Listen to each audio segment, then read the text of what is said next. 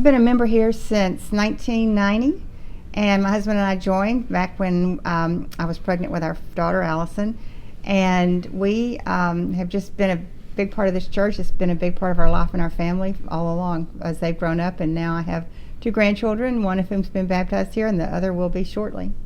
I think I joined in 1985. I think I first darkened the doors my junior year of college and joined in 85 and have been a member here ever since.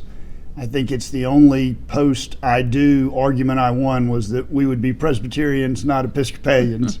Elizabeth grew up down the street at St. George's, but we've been here for a long time and have loved the church, and all three of the kids grew up here.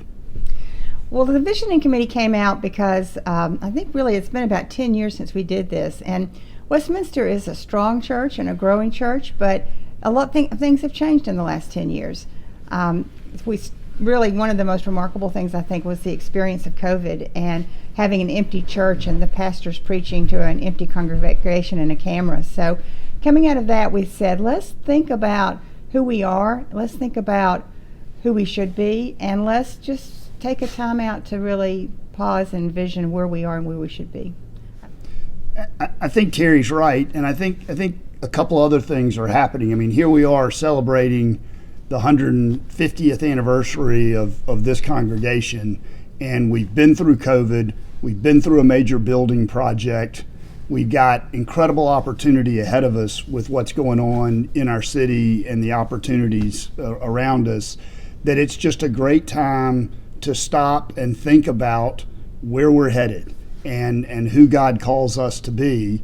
And we've got, we also have some practical issues in the transition of people who have run this church for a long time as they mature and go on to do other things, that we want to equip the church for the congregation to be as strong as it can be going forward. The original premise was that it was a discernment committee as much as a visioning committee, and those terms get interchanged a lot. And it really drove off of Donovan's view of what transpired the last 3 years and where things were headed, both denominationally as well as in our congregation specifically.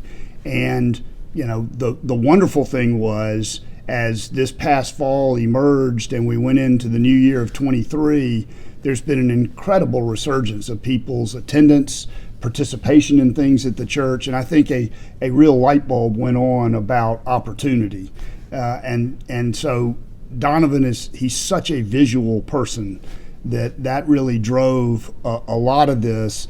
And given that he was looking at what the balance of his tenure was and what he, the imprint that he and all the staff would like to make, that really, set the course this fall. And we began meeting in September and have been meeting once or twice a month all the way through, and then opened it up to the broader congregation as we began to get some parameters around it in late April.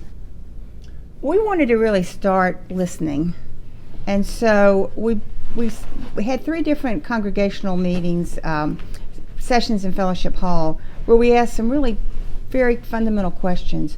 What do you think the world's deepest hunger is? What do you think that you need from a church, from Westminster? What do you think God is calling us to be?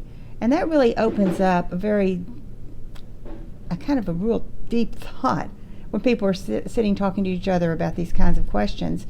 And it's exposed some questions about really human needs, a need to feel loved and belong and welcomed and have a place to be in a community. And that's our starting point. We've had 3 sessions that were open to everyone in Fellowship Hall. We're going to hold some sessions with smaller focus groups to get more input from other age groups, some of the groups that weren't as well represented in that group. So that's really where we are today. And I thought a fascinating thing that our consultant, Bill Wilson, who's been a joy to work with, he put it in a framework of what are our godlike dreams?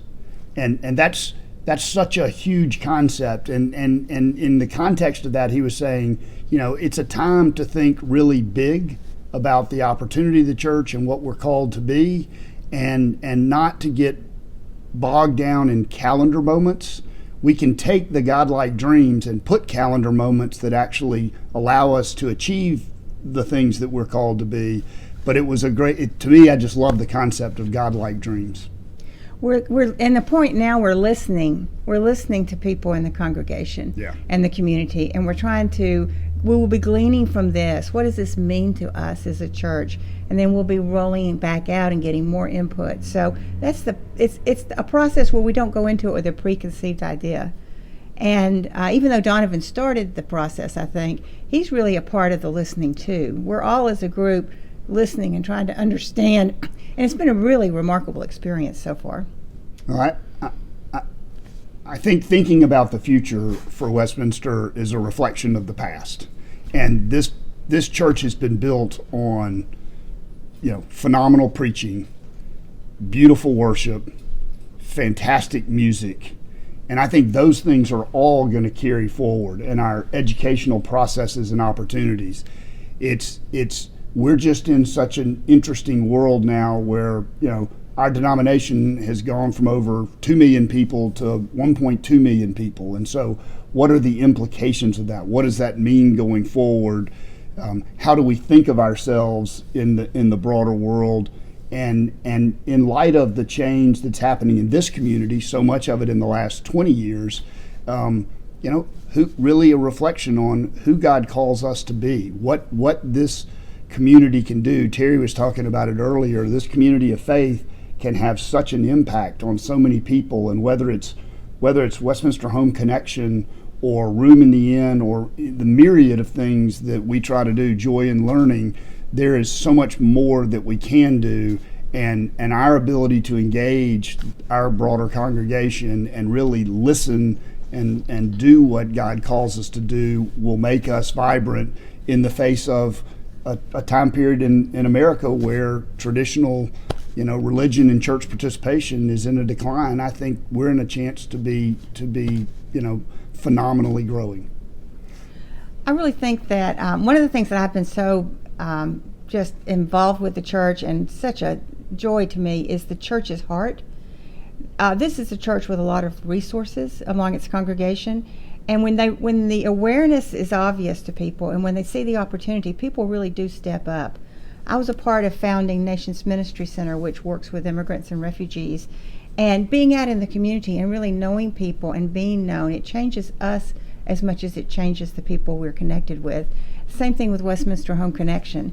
And so I found it just to be a remarkable place of love, but sometimes we don't know, right? We don't know, but when we become aware and we reach out in the community, I think that's part of our future, and it's part of our past. I want this congregation to be relevant for my grandchildren and my great-grandchildren. I think it's a remarkable place. I think our theology is loving. It has accountability to it, but it's a loving and accepting place. But selfishly, I want to see the extraordinary opportunities that this church is presented with in the next 25 years. I'm in a new phase in my life. My children are just leaving the house. We're not to grandchildren or anything yet, and I just want to see what this place can do. I think it has an appreciation for the frailty of the human being and for the desire to really want to help people and be an amazing resource to the world.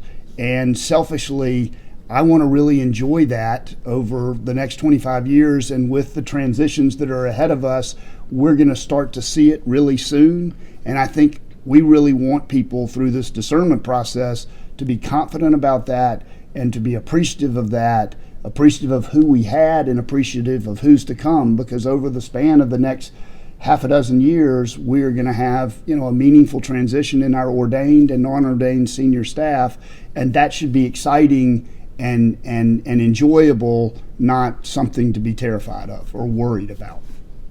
My 3900 West End Avenue is a pretty unique address.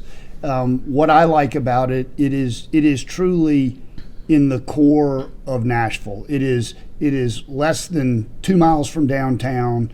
It is adjacent to the further outlying communities.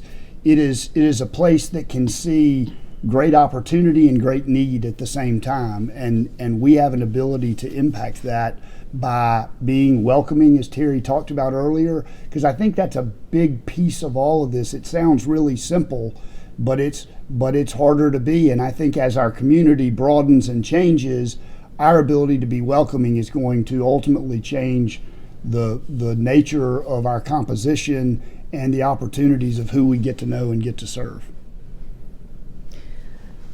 I think that the thing I want people to take away from is, whether you're listening to this right now, whether you're listening to it 100 years from now, to think about our history of being reformed and always reforming.